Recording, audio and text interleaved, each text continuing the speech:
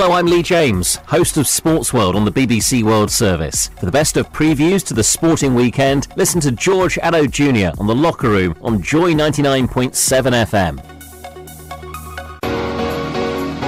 Live on radio, live online. This is the Locker Room on Joy 99.7 FM with George Addo Jr.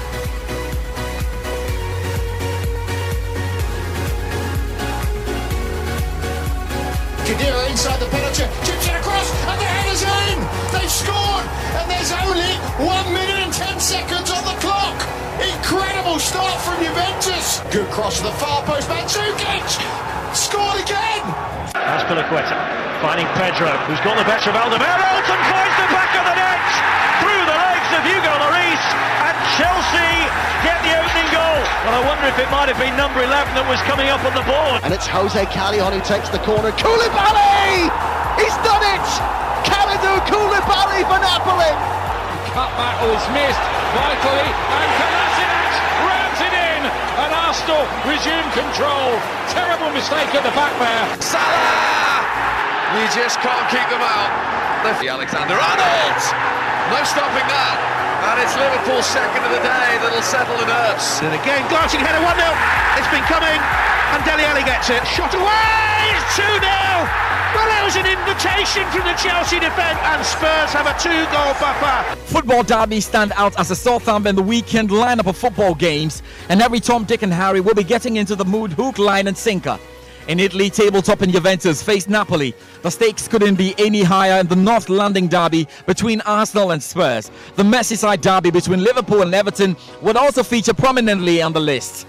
There will be the small matter of the London derby between Chelsea and Fulham to look at, but the mother of derbies will be in Spain.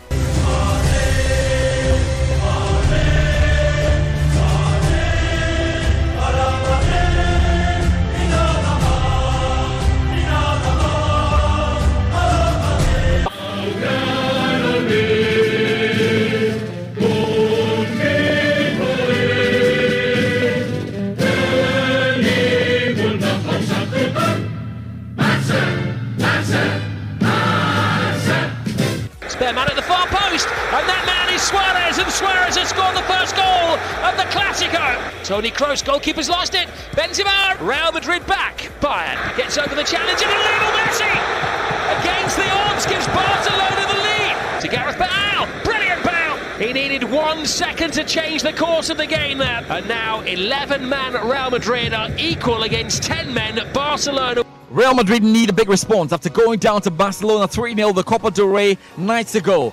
But you feel the major subplot to the game, aside the bragging rights, has been lost after Madrid's loss to Girona. But we gauge the mood in Madrid and attempt predicting the outcome. On our chopping board though, with a seeming lack of goals, we ask, where does Madrid go from here?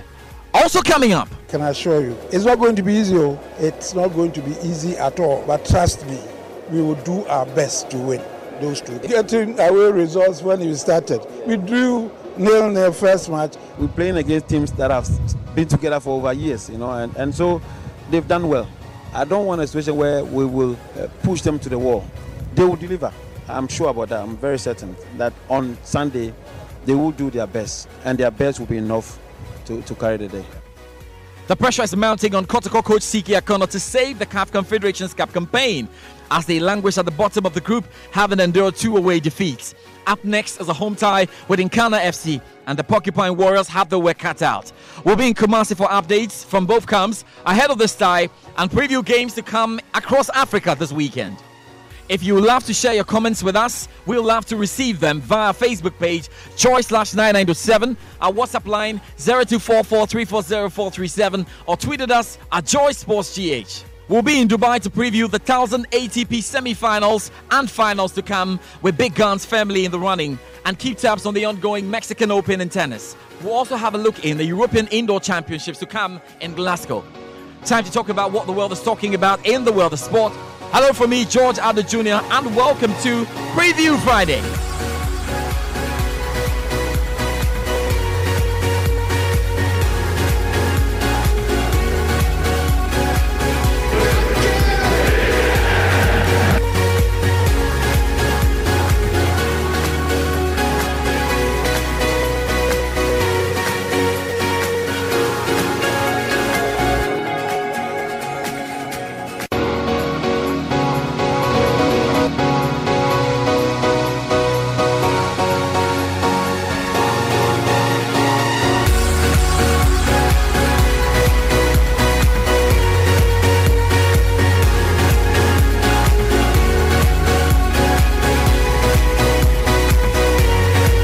a great good afternoon to you wherever you find yourself. Yes, it's the Locker Room on Joy 99.7 FM. And yeah, we need to hear from you, the Real Madrid fans. Yes, because we're talking about Real Madrid ahead of the El Clasico between Barcelona and Real Madrid. That's tomorrow. Big question.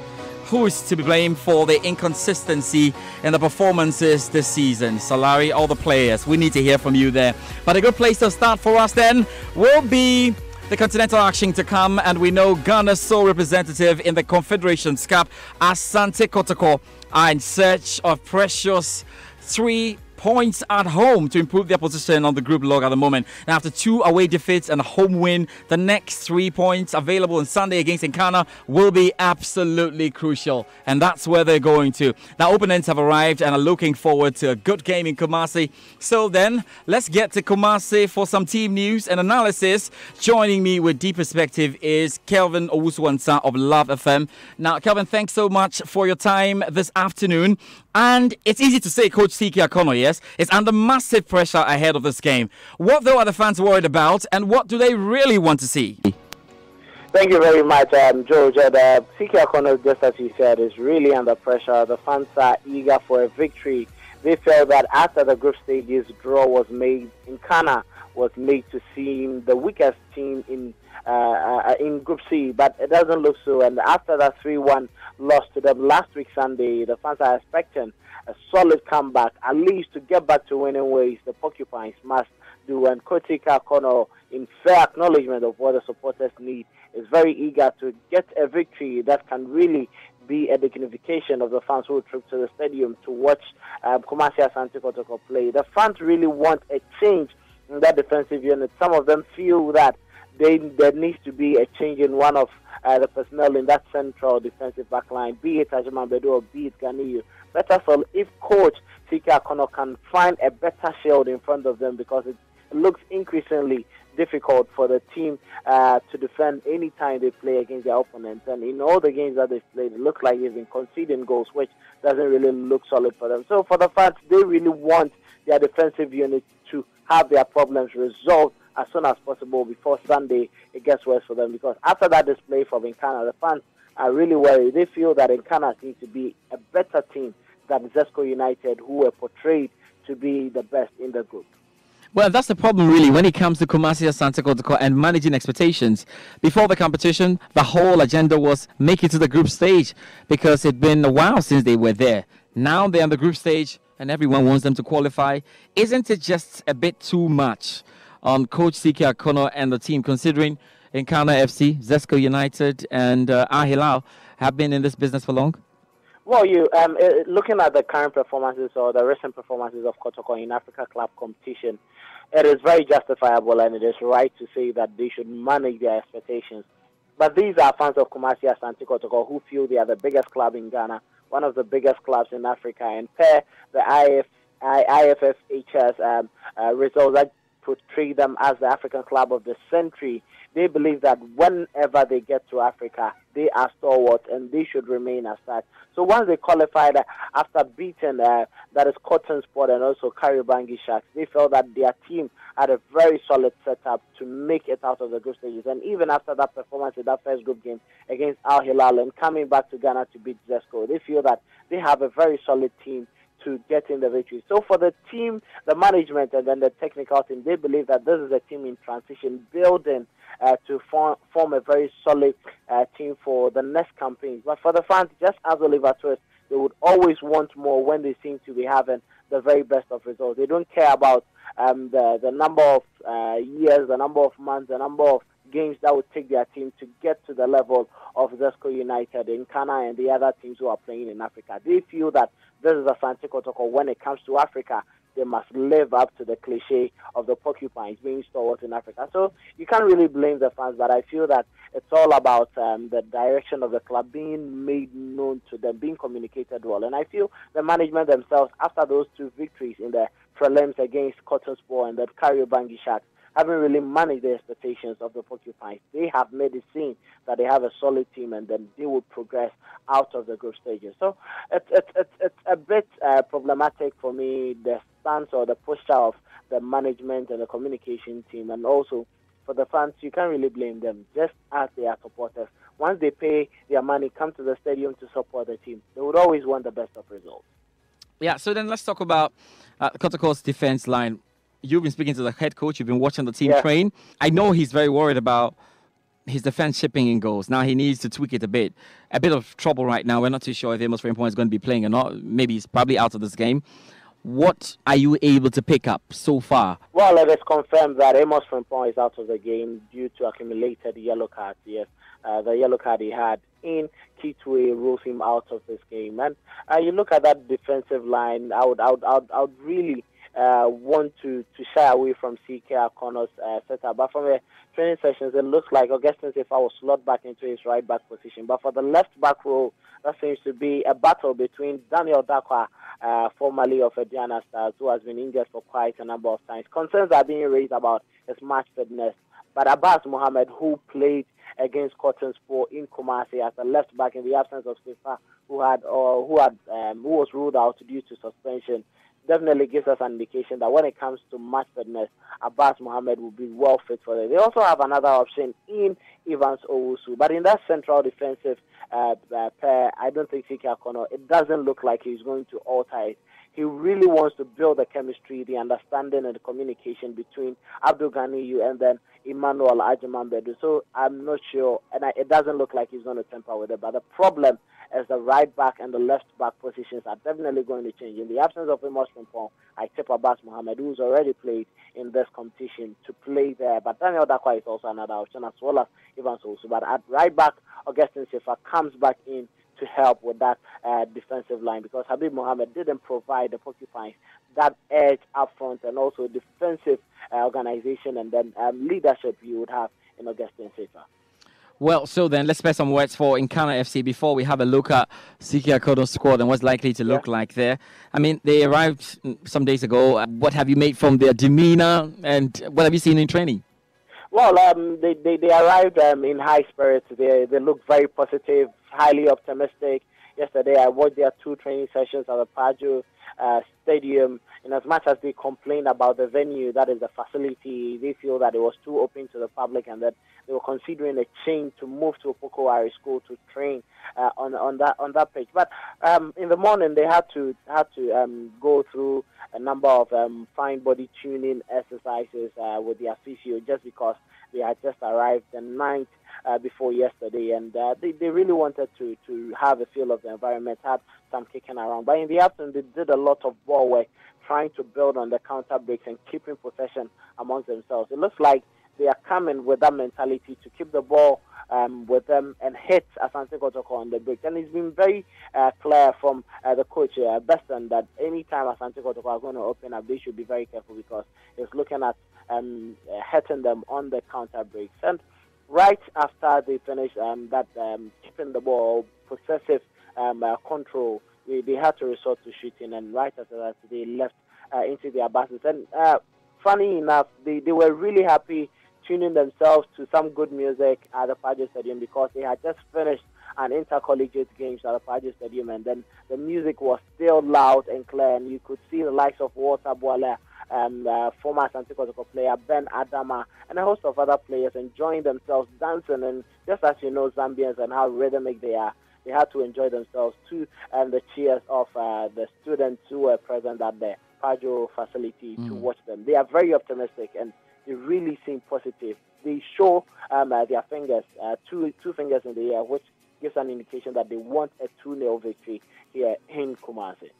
Right, so then, first point, let's talk about the fans. You are gauging the reaction and everything from the fans and what they've been saying. Should we expect the stadium to be at optimum then? And then you can end with your lineup of who is likely to play where.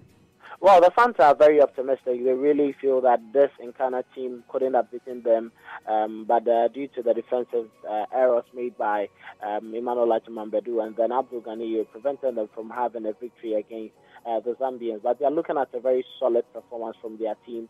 It looks like because the game time was 1 p.m., the promo, or do I say the edge from the fans for the communication director of Asante Kotoko, as well as the supporters group, hadn't really gone well. But The game time was confirmed yesterday at 4 p.m., changed from 1 p.m. to 4 p.m. So it looks like they've put in a lot of urgency and vibe into it this morning. And hopefully, by virtue of their exercise, they have a walk, they have a medical screening, and they have also a nice jump at the basement car park, and which means that the fans really, some of them will be given free tickets and all. So we hope that they will troop into the stadium with their numbers. They are very, very optimistic that Kotoko can beat Nkana, and then I feel that they should really turn up. Once it's on a Sunday, 4 p.m., churches would have been closed by then. I feel Kotoko would have an appreciable number of fans to be present at the stadium. But looking at the setup, Richardson, I know, is still doubtful for this game, and from all indications, looks like Sika Kono may have to resort to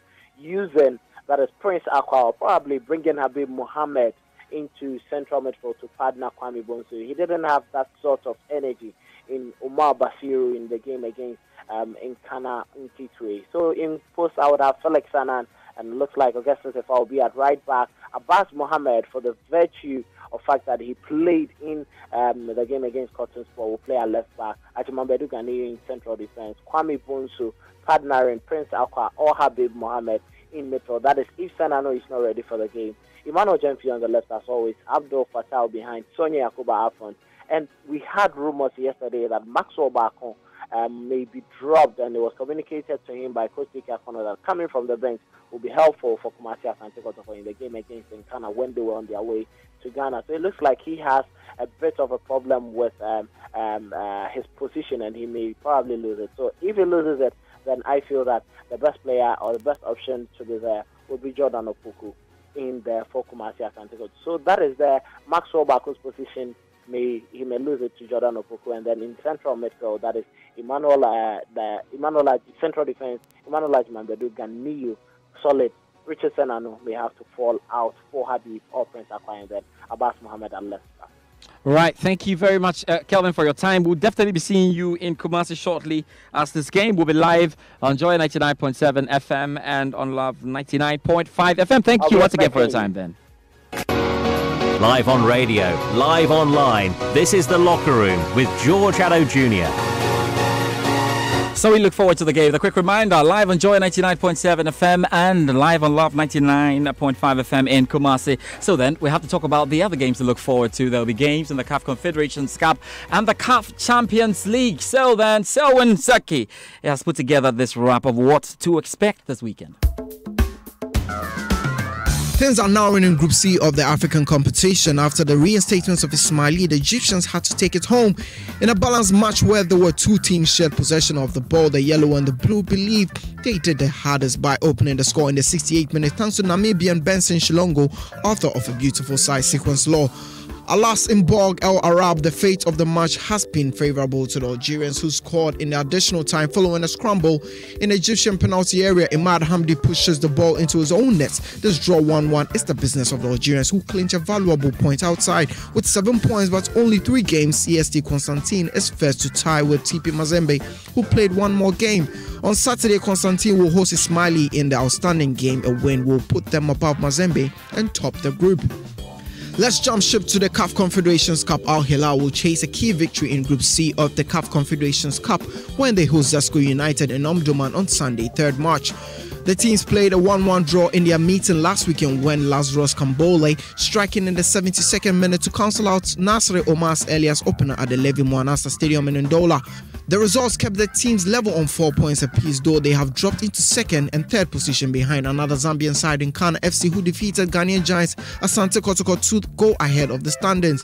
The Sudanese hosts will fancy their chances of a second home win in the group, having beaten Asante Kotoko 1-0 in early February, which will lift them into the top 2. New manager Nabil Kuki will have been satisfied with the draw in Zambia, especially as his team ended the game with 10 men, but will be urging his players to up their game and inspired by Omdurman faithful for the return. Zesco's only previous away game in the Group C was a 2-1 loss in Kumasi at the hands of the Porcupine Warriors, leaving manager George Lamondina looking for an improvement in their second match on the road. The other Group C match sees Asante Kotoko hosting Ghana in Kumasi earlier in the day. Petro Luanda head coach Flavio Amado is struggling to come to terms with his club's 1-1 draw away to Zamalek and Alexandria on Sunday. The Angolan Giants were well on course to a famous scalp on their travels following Thiago Azoloao's second half strike, only for Yusuf Obama to rescue a point for the host in the 4th minute of the referee's added time. Obama's goal keeps Zamalek hopes of reaching the CAF Confederations Cup knockout stages alive, but they will have to win in Luanda on the 3rd of March. The White Knights sit at the bottom of Group D following 3 rounds of fixtures, having yet to win again. So in Saki with a wrap of what to expect on the continent in the CAF Confederations Cup and the CAF Champions League. So then, now we have to talk a little bit about what you're supposed to be doing right on our Facebook page. If you want to send us a message, we'd love to read your message and accept that on joy/99.7 as well on our WhatsApp line 0244340437, and you can tweet at us at Joy Sports GH. More to come with that big Real Madrid discussion. What's been happening? Who's to blame? What's going wrong with Madrid with their inconsistent performances as we look forward to their Clásico this Saturday. Now time to get into the Joy Sports BBC two-way series. I had a good chat with the BBC Steve Crossman on quite a number of issues. Yes, we had to touch on Chelsea, getting to that title race, and what's really happening to Spurs of late. Enjoy this.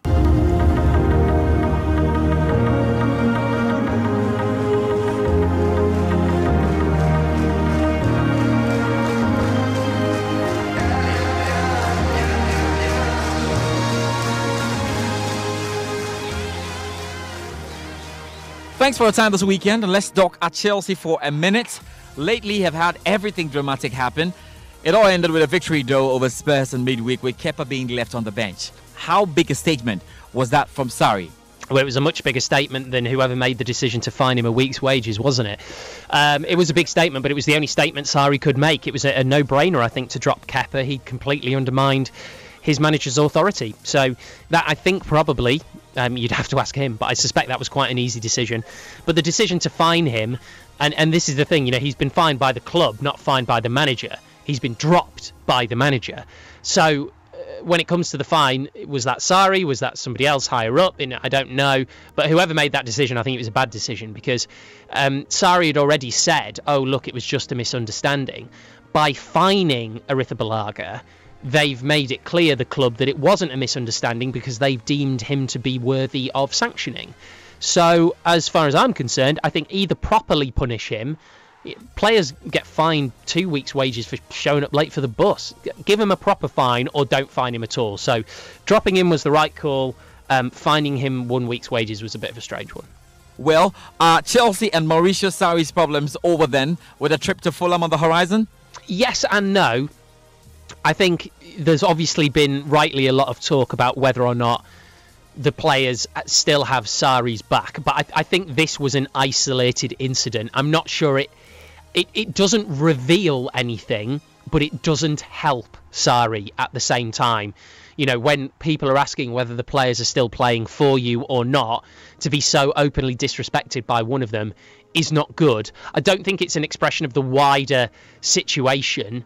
But that said, it certainly did not help Sarri in any way, shape or form. But if it had been the tipping point or whatever, then he would have been sacked straight after the game. Abramovich wouldn't have hesitated, but obviously he's still got the job for now. Fulham have basically taken on the West Bromwich Albion model from last season. Remember, West Brom had Tony Pulis, sacked him, had Alan Pardew, sacked him, and then appointed a club legend in Darren Moore, who doesn't have any managerial experience. Well, that's literally what Fulham have done.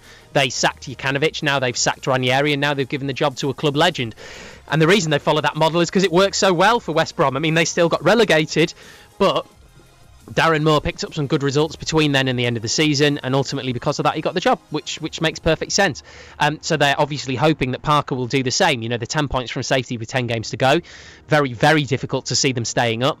But if Parker gets some good results in the final weeks of the season, and remember, Darren Moore didn't just get good results against bang average sides. He got brilliant results against some top sides. So if Parker can mirror that, or even get halfway to mirroring that, he might get himself the job full time, which I suspect would be a popular decision with a lot of people at Fulham. If things go well in the interim period, and also that can kind of, help to wash off the stink of relegation if you finish the season strongly, even if you do go down.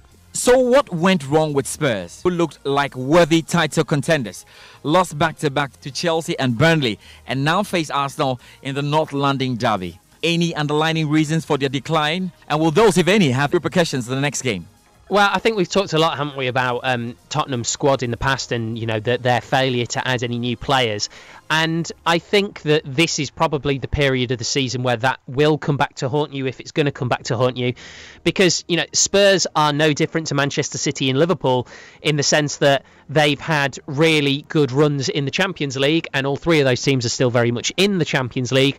But City have a stronger squad, a squad with a lot more depth, and the same is true of Liverpool. So I think Spurs, even though they've managed to keep key players fit for most of the season, obviously with the exception of Harry Kane's big injury that he's just come back from, I think that they probably are a little bit tired, and you can see they're a bit frustrated. I was at the Burnley game just over a week ago now that they obviously lost, and you saw Pochettino's frustration after the match with the referee.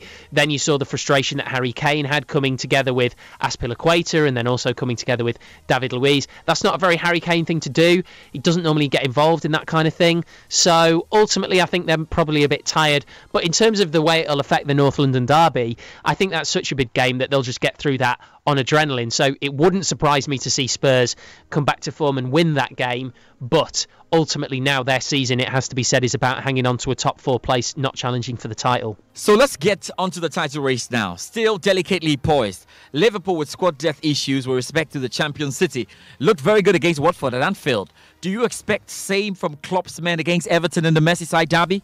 Well, it's kind of like what we just talked about, isn't it? In a big derby, you get through on adrenaline. That said, remember the reverse fixture when Liverpool only won thanks to a really lucky goal right at the end of the game when Van Dijk completely shanks a volley, hits the bar. Pickford did make a huge error with that goal, and Liverpool had lift-off from that moment on, and Everton went into a bit of a downward spiral. So I think if Liverpool were to win this game, I think it could have the same effect again. I mean, you look at their upcoming games in the Premier League surrounding that massive game in the against Bayern Munich in the Champions League. After Everton, their next 2 games are Burnley and Fulham, and then they've got Tottenham Hotspur. So it's not a particularly easy run of results. No disrespect to Fulham, but I think that is the standout game there that they will expect to win, which is on Sunday the 17th of March. But yeah, I mean, I think it all comes down to the run-in, and I am in no way going to predict who wins this Premier League title, because just when you start to think Manchester City might be losing a little bit of energy, they go out and spank somebody, and the same is true of Liverpool, isn't it? They'd drawn 3 of their last 4 matches before they played Watford, and then they just absolutely battered them 5-0. Let's end with Manchester United's game with Southampton and the champions' travel to Bournemouth. Straight wins for the Manchester sides? Yeah, I mean, Bournemouth are suddenly in a bad way, aren't they? I mean, they themselves were absolutely hammered in their last game, at Arsenal, and that was one of those games where, okay, you kind of expected that they wouldn't win the game, but it wasn't just the fact that they lost. Defensively, they were absolutely shambolic in that match. There were times in that game where the 2 central defenders were so far apart. It was like a training game for Arsenal. So Manchester City, obviously big favourites going into that game, and it's probably the worst kind of team you could play off the back of that kind of a humbling. And for Manchester United, they obviously have a Southampton team who are off the back of a victory. It was the victory over Fulham, which spelt the end for Claudio Ranieri. But the way Manchester United are playing at the moment, it's very, very difficult to see them slipping up. And, suddenly now Solskjaer's got a massive selection headache because Rashford has been sensational under him playing as a centre-forward. Lukaku, though, was back to fine form in the win at Crystal Palace. So, which one of those 2 players starts? They could both start, but it's been pretty clear from the early stages of the Solskjaer era that both of them would rather be playing as a centre-forward rather than a winger. So yeah, good games all around, and you want to call this the weekend of derbies because you can smell every good one across Europe, and it's a wonderful time then to look forward to all of this. Moses Yeboah has a wrap of what to expect. For the 3rd time in less than a month and the 2nd time in 4 days, Barcelona and Real Madrid face off this Saturday. This time it's La Liga in which they meet, and Los Blancos will be out for revenge, having been emphatically knocked out of the Copa del Rey in midweek. But if Barca record a win, they will put a potentially terminal dent in the title challenges of both Madrid clubs. Successfully ending their winless run last weekend, Borussia Dortmund will be keen on getting another win when they travel to Augsburg tonight before Saturday sees second-place Bayern Munich play away to Borussia Mönchengladbach. Juventus travel to Stadio San Paolo on Sunday with a 13-point lead over their second-place host Napoli and appear destined to get their hands on an 8th consecutive Scudetto. Napoli are currently unbeaten in their last 7 Serie A games and hold a 9-point lead over third-place Inter, who travel to Cagliari. Paris Saint-Germain make the trip to face Cayenne at the weekend, looking to at least maintain their 17-point advantage at the top of the Ligue 1 standings. North London rivals Tottenham and Arsenal face off in a derby with huge implications on the top 4 races in the Premier League. The top 4 teams between 3rd and 6th spot are inside just 7 points, and it promises to be a tense run-in in the last 10 rounds of the Premier League. And Sunday afternoon will see Liverpool come to a standstill as the arch enemies of Everton and Liverpool meet at Goodison Park, with Jurgen Klopp's side looking to remain at the summit. Moses Yeboah, Real Madrid under the microscope this afternoon then. Remember, Luis Suarez scored twice as Barcelona won at the Bernabeu in a smash and grab El Clasico to reach the Copa del Rey final. Now Solari faces a big test to lift his players for the repeat fixture on Saturday evening. Defeat in that will see Real, who have already lost 7 La Liga games this season, slip to 12 points behind the champions. There's no suggestion right now that Solari's job is under threat, with Madrid having won 8 of the previous 10 games in all competitions. But there is an inquisition on our show into their inconsistency all season. Dembele, flag, stays down, across and home, Luis Suarez! Magisterial from Barcelona this time! It's going to be a really tough game because we're playing in Madrid against Madrid, but we have to go there and try and win the game. Modric, now he'll unleash one! Sensational goal from Luka Modric! Barcelona doing very well. I think we are going to have to kind of get over that poor result at home last time out. Suarez strikes, chips, and Panenka's at home and carries Barca to a 3-0 lead. The audacity of Suarez! We're confident that we can do it. We've done it before. Why can't we do it again? Kroos will go for it and score! An inspirational moment from Toni Kroos. We're not going to throw in the towel yet. We know it's very, very difficult. If you don't win against Barca on Saturday, goodbye to the league? Well, we're not going to say goodbye, but obviously it's like a final for us. Well, when they're down, when they are tested, they find a way to win.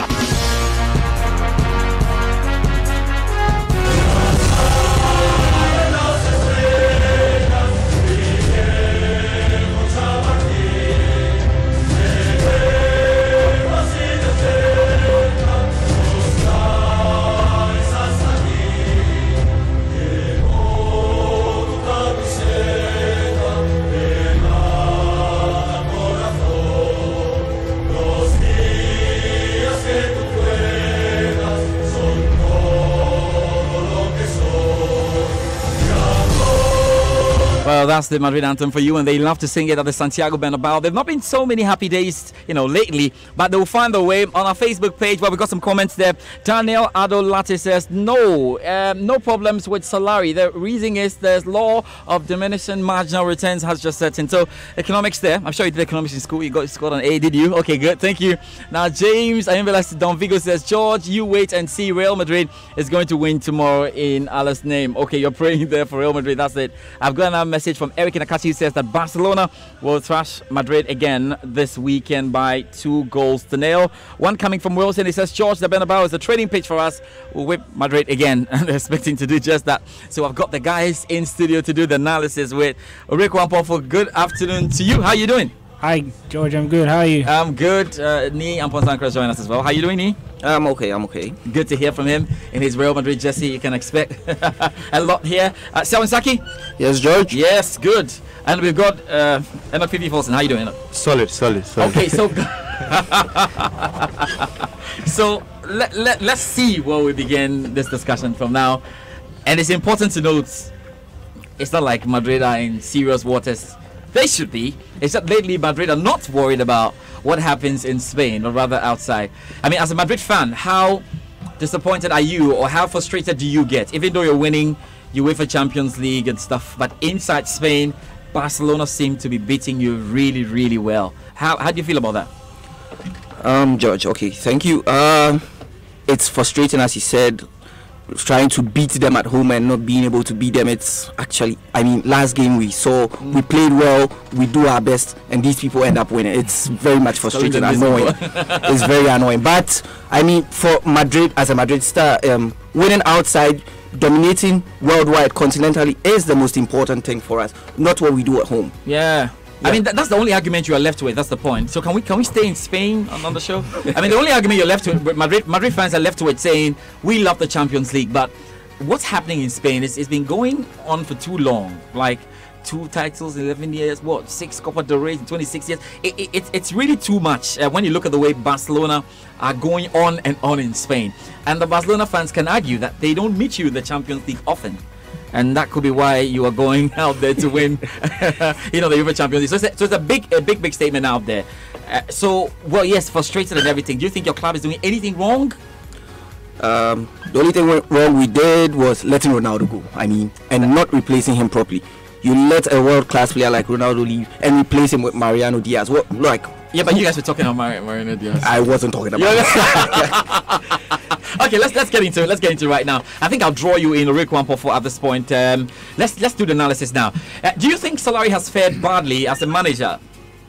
Well, I think that the problem at Madrid is beyond one person actually fixing it, and you can clearly say that it was quite unfair to blame Lopetegui for the woes that were going on at Real Madrid, and it would be unfair to blame Solari too. I think as a manager, speaking from an objective point of view, he brought a fresh feeling into the Bernabeu, and looking at the positives, you can speak of how confident he was in terms of bringing the youth up in the ranks, and now the Madrid faithful are getting used to the likes of Vinicius, Reguilon, and Marcos Llorente. So from that perspective, he has helped Real Madrid, giving them fresh blood. For a moment, they go back into the title race, and I think that the result against Atletico Madrid did show that they do have some fighting spirits, but you can clearly see that the demons are not away, and the problems have been imminent, especially in Zidane's last year,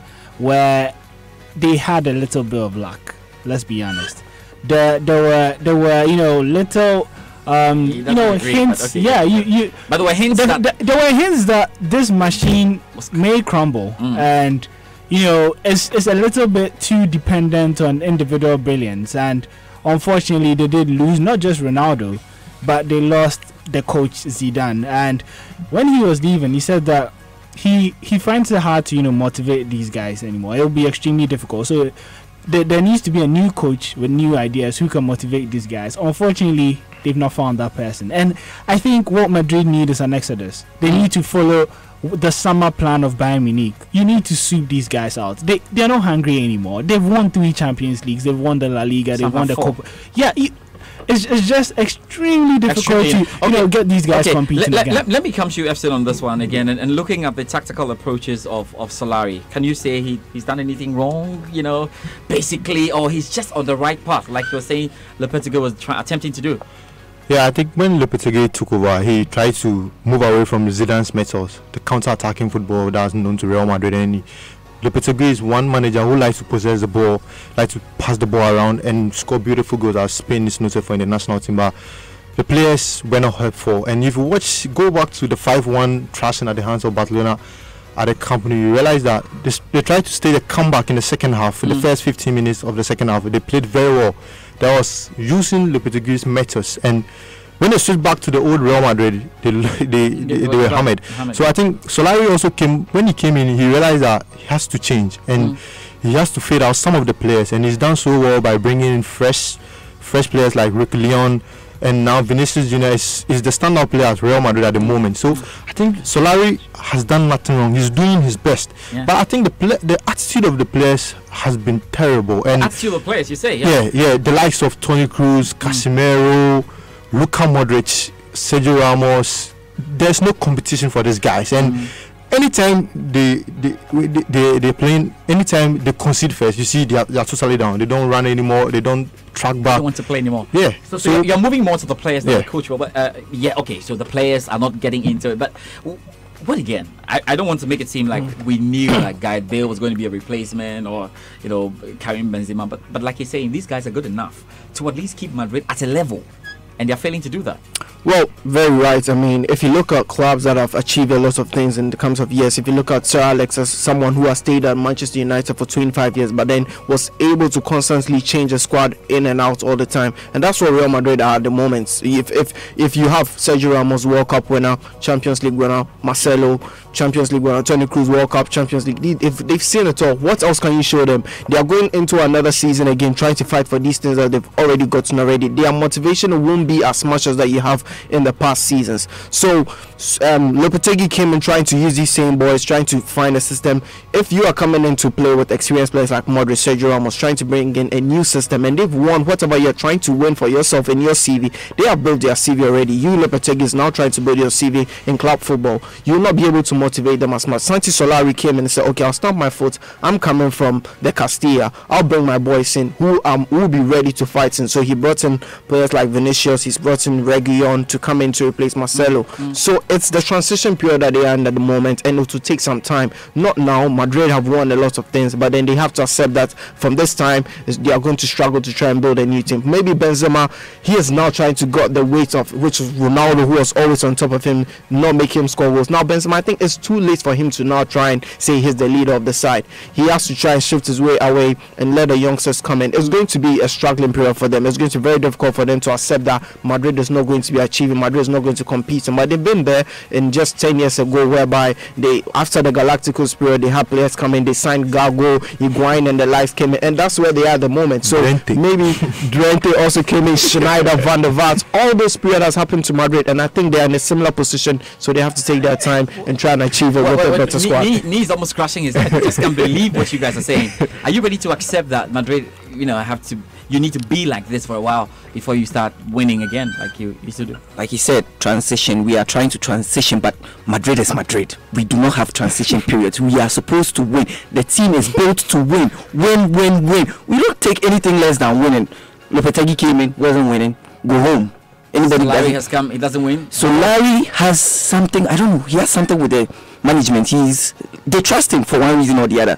We are forced to trust him now because, let's be honest, there's no big name on the market for us. But transition. But we have money. Madrid can go in for any player. We can go in. Irrespective of the contract is on. Mourinho is available. Yeah.